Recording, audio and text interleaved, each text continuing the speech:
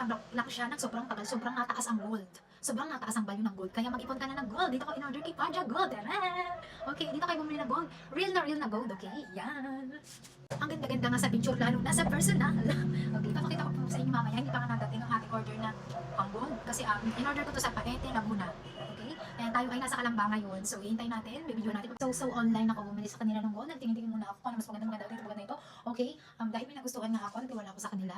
Sa una, syempre nakakatakot kasi first time ko bibili. Matagal na ako sa kanila nag-aas. Pero wala pa akong ganong taon na nag-aas ako sa kanila is 2024. Anong taon na ngayon? So, 2026 ngayon lang ako nakapag-ipon. So, babalik ako sa kanila. Sa kanila ako bibili ng gold. Okay? Ang pendant ay heart. Okay, may ipapakita ko sa inyo. Nag-aas nga ako sa kanila is 2024. Bakit lang ako ngayon lang ako nakabili? Year of 2026. Kasi syempre may anak tayo. Yung mga ipon natin, lagi natin nadudukot. Bibili natin ng mga pangangailangan natin.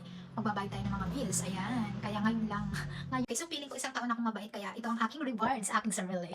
Next, okay, so tinagal-tagal ng ating paghihintay. Dumating na rin sa wakas ang ating gold. Okay, mag-unboxing tayo. Saya-saya ko, okay? Okay,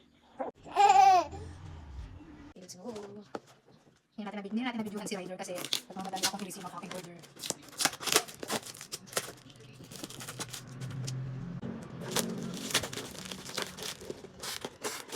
Ayaw magkabukas eh.